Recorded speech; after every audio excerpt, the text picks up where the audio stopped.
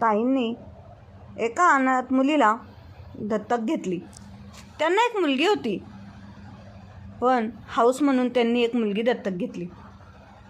काही दिवसांपूर्वीच IPS officer झालेल्या स्वाती शिंदे यांचे स्वागत करण्यात येणार होतं.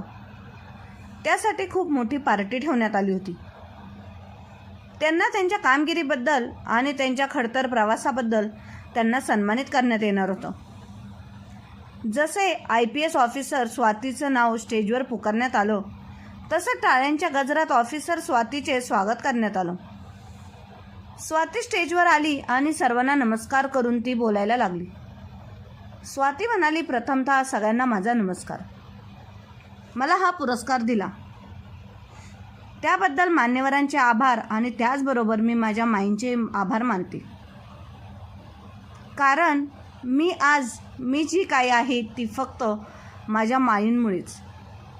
जर माईंनी माझा सांभाळ केला नसता तर मी IPS ऑफिसर बनू शकली नसती. मी IPS ऑफिसर बनली याचं पूर्ण क्रेडिट मी माझ्या माईंना देईल.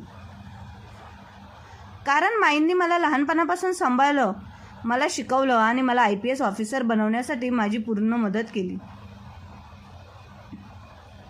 हा माझा पुरस्कार जो आहे तो मी माईंना देऊ इच्छिते. माई म्हणजे शीतलताई पण एक अनाथ मुलगीच होत्या आणि म्हणूनच त्यांनी त्यांच्यासारखीच असणारी स्वाती म्हणजे जिला आई नव्हती, सावत्र आई तिला सांभाळायला तयार नव्हती, म्हणून तिचा माईंनी सांभाळ केला व तिला IPS ऑफिसर बनवलं. अशा या माई जेव्हा स्टेजवर आल्या तेव्हा त्या भूतकाळात रमून गेल्या. जसं त्या पायरी चढल्या तेव्हा त्यांना त्यांचा भूतकाळ आठवला. त्यांना आठवला तो दिवस जेव्हा पैशांचा सोंग कुठून आणणार, खरंच घेऊन जाता का हिला तिथेच तर तिचं तर कल्याण होईल. मामा खोटं खोटं रडत बोलला. माझ्या डोक्यावरून प्रेमाने हात फिरवत काका म्हणाले, येतेस का गं बाळा माझ्याबरोबर? घरी माई आहे, ती छान सांभाळेल तुला. मी काहीच न कळून मान हलवली. मामाने आग्रह केला आणि मी काकांबरोबर त्यांच्या घरी आले. अहो ऐकलत का? हे बघा आपल्याकडे कोण आले आहे ते घरी. पोचताच काकांनी आवाज दिला, अगं बाई कोण आहे? असं म्हणत गोल पातळ नेसलेल्या प्रेमळ चेहऱ्यावर एक बाई बाहेर आल्या. मला पाहताच आश्चर्यचकित होऊन म्हणाल्या, ही कोण? हिला कशाला घेऊन आलात घरी? काका म्हणाले, सांगतो सारं, पण मला आधी पाणी तर दे. हिला प्यायला मलाही दे पाणी प्यायला. त्यांनी पाणी देत त्या बाई काकांकडे वळून म्हणाल्या, सांगा आता मग. काकांनी सगळी कथा सांगितली. बाई चेहऱ्यावर नाराजी दर्शवत काकांना म्हणाल्या, कसली नसती ही जबाबदारी आणली तुम्ही? त्या मामाचा काय भरोसा? कशावरून तो उद्या आपल्याला आपणच हिला फूस लावून हिला पळवून आणली अशी तक्रार पोलिसात करणार नाही ना? नकोच ही भानगड, सोडून या बरं तिला परत तिथे. अहो काळजी करू नका, असं काहीही होणार नाही आणि झालंच तर मी बघून घेईल सगळं. तुम्हालाही वाटत होतं ना की आपल्याला एक मुलगी असावी म्हणून? मग देवाने आता चांगली हिला पाठवली आहे तर आपण सांभाळूया हिला. आता मनात काही शंका ठेवू नको. काकांनी असं खूप समजावल्यानंतर बाई थोड्या शांत झाल्या. मग मला नीट निरखित म्हणाल्या, हे बघ बाळा, माझी मुलं मला माई म्हणतात आणि ह्यांना तात्या. तूही माई तात्याच म्हणा आम्हाला. आणि नाव काय ग तुझं? स्वाती. माईंनी मान हलवली आणि पडवीतून घरात वळून बघत ती म्हणाली, साई, यश बाहेर या. बघा बरं, हे छोटीशी मुलगी आली आहे आपल्याकडे राहायला. कुठे असं म्हणत दोन दादा बाहेर आले आणि माझ्याकडे बाहेर उमऱ्यातच बघत उभे राहिले. माई त्या दोघांना जवळ घेत म्हणाली, ही स्वाती आहे, आजपासून आपल्या घरीच राहणार आहे ही. भांडायचं नाही तिच्याशी. दोन्ही दादांनी एका सुरात हो म्हटलं. असं म्हटलं तशी मला हसू सुटलं. एकदम हसू आलं एकदम. आता खेळा बरं तिच्याशी, सारं घर दाखवा तिला आपलं. चल असं म्हणत माझ्या दोन्ही हातांना धरून ते मला आतमध्ये ओढत घेऊन गेले. सारं घर दाखवून त्यांनी मला त्यांच्या खोलीत नेले. बाप रे, काय काय गमती जमती होत्या. त्यांच्या खोलीत पुस्तकं, रंगीत चित्र, मोराचे पीस, खेळणी, शंख, शिंपले आणि काय काय मी भान हरपून बघतच राहिली.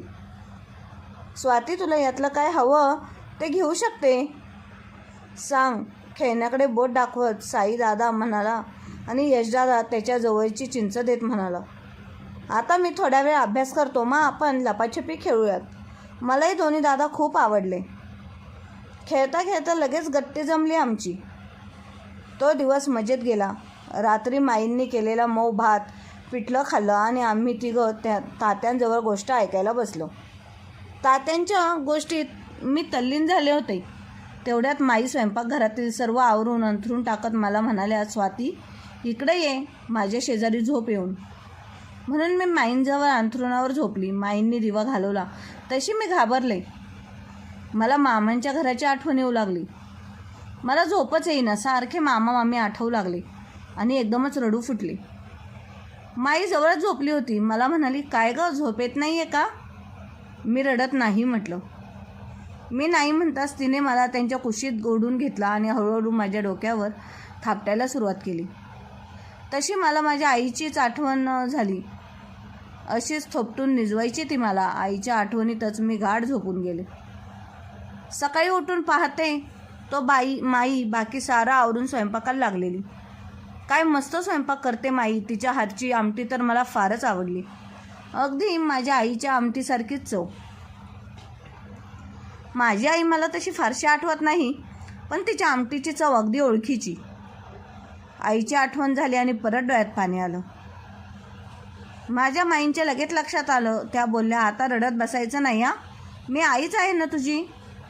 तूप गुळ आवडतं का तुला? घे, असं म्हणत माईंनी माझ्या पानात भरपूर गुळ आणि त्यावर तूप ओतले. मला इतकं छान वाटलं. मामाकडे आल्यापासून मी अशी छान जेवलीच नव्हती. मामी कायम मला उरलेली शिळी भाकरी आणि भाजी खायला द्यायची. गोड तर काहीच नाही द्यायची. मी अशा विचारात हरवलेली असतानाच माईंचा आवाज आला, स्वाती, डोळे पुस आता, भरल्या ताटावर रडू नये. मी डोळे पुसले आणि माईंकडे डोळे भरून पाहू लागले.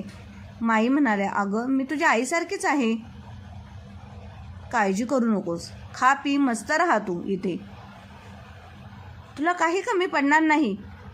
स्वाती मग तिथेच राहू लागली आणि दिवसभर काम करायची आणि मग संध्याकाळी शिकवणीला जायची. असं करता करता ती 10वी पास झाली आणि मग 10वी नंतर 12वी पण तिने कशी बशी पूर्ण केली. आणि मग स्कूलमध्ये एका क्लबच्या कामामध्ये तिला जॉब मिळाला आणि जॉब मिळाल्यानंतर स्वातीने तिला मिळालेला पहिला पगार माईंना आणून दिला. माई खूप खुश झाल्या आणि भरभरून तिला आशीर्वाद दिला आणि मग म्हणाल्या की आता तुझं लग्नाचं वय झालं आहे, तुला एखादा चांगला मुलगा बघून तुझं लग्न करायला हवं. स्वाती लाजली आणि नंतर माईंनी स्वातीचे लग्न त्या स्कूलमधले क्लार्क असणाऱ्या एका रवी नावाच्या मुलाशी स्वातीचे लग्न लावून दिले. मग स्वाती आणि रवी सुखाने राहू लागले. माईंनी दोघांना भरभरून आशीर्वाद दिला. स्वातीने मग माईंचे आभार व्यक्त केले आणि म्हणाली, माई, तुम्ही जर माझा सांभाळ केला नसता तर मी इथपर्यंत पोचली नसती आणि माझं आयुष्य असं चांगल्या प्रकारे व्यतीत झालं नसतं. असं म्हणून मी त्यांच्या पाया पडते. रवी आणि स्वाती दोघेही माईंच्या पाया पडतात. मग ती आशीर्वाद घेऊन मग सुखाने संसार करू लागतात. ते दोघेही एके दिवशी स्वाती बाजारात काही वस्तू आणण्यासाठी गेलेली असते. त्याच वेळी तिला ठेच लागते आणि ती खाली पडते. चक्कर आल्यामुळे तिला काही सुधारत नाही. ते थांबवून विचारत पडली, अरे हे काय, कुठे आहे मी? एकदम लक्षात आलं की किराणा घेऊन घरी परत जाताना आपण ठेच लागून पडलोय. पिशवीतील सांडलेल्या सगळ्या वस्तू गोळा करतोय. तेवढ्यात बाजूला असलेल्या फुटपाथवर कडेला त्या 4-5 झोपड्या आहेत.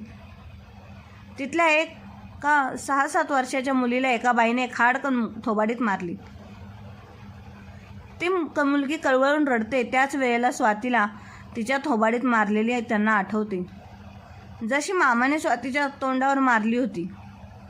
बाप रे, म्हणजे आपण लहानपणी थोबाडीत अजून विसरलेलं नाही आहे.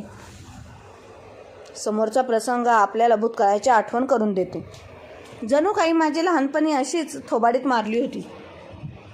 त्यांना त्या मुलीची खूप कीव वाटली. सांडलेलं किराणा पिशवीत भरताना मनात विचार आला, का मारलं असेल या छोट्या मुलीला? ती माझ्यासारखी छोट्याशा चुकीसाठी मार खाते का? बघावं का जाऊन बिचारी. माझं मन मला मागे खेचू लागलं. नको रे बाबा, कसली गुंड लोक राहतात या झोपडपट्ट्यातून. आपण चांगल्या हेतूने जायचं आणि आपलं चांगलं यायचं. मी पिशवी उचलून चालू लागणार इतक्यात आणखी एक मुस्काडीत बसली त्या मुलीच्या गालावर. गाल चोरत ती छोटी जी कळवळली की मी थबकलेच एकदम. असा एखाद्या मुलीचा छळ होत असताना दुर्लक्ष करून पुढे जाणे योग्य आहे का? आपल्या लेकीच्या वयाची आहे ही. आजपर्यंत आपल्या लेकीला साधं बोटही कधी लावलं नाही आपण. मन परत भूतकाळात गेलं. मला मार पडत असताना तात्यामध्ये पडले नसते तर मग आपल्याला काय करायचे असा विचार करून ती निघून गेले असते तर माझं काय झालं असतं?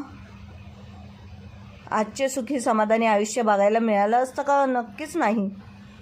मामाच्या घरात त्यांचा मार बोलणी खात तसेच खितपत पडली असती मी. त्या छोट्या मुलीला मारापासून वाचवायचंच असा मनाचा निर्धार होत असतानाच कमकुवत मनाने पुन्हा कच खाल्ली.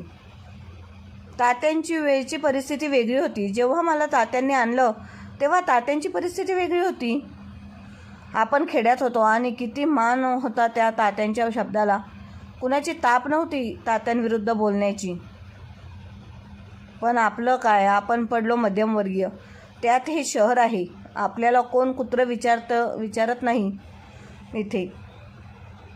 आपल्यालाच कोणी मुस्काटात लगावली तर कोणी मदतीला देखील येणार नाही. इथून जाऊया आणि सरळ निघून जाऊ आपण इथून. ती मुलगी नको आणि तीच कोणी नको ती मुलगी आणि तिचं नशीब तिचं ती बघून घेईल.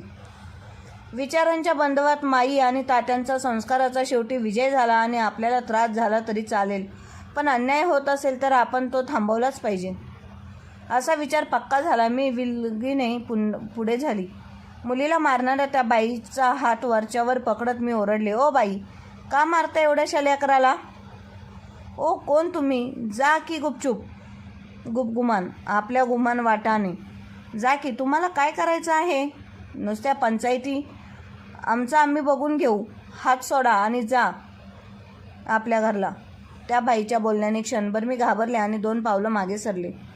पण तात्या डोळ्यासमोर आले आणि धिटाईने उभी राहत मी गरजले, जास्त शहाणपणा करू नकोस. बाल अत्याचाराविरुद्ध पोलिसात तक्रार करेल मी. पोलिसांचे नाव घेताच एकदम वरमळली ती बाई. ताई जाऊ द्या ना, घरचा मामला आहे.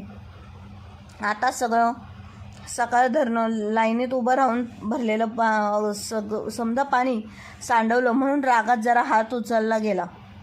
बघा आता परत नाही मारायची तिला, जा तुम्ही. पण इतक्या जोरात मारतात का कुठे? जिवारी बसलं असतं म्हणजे?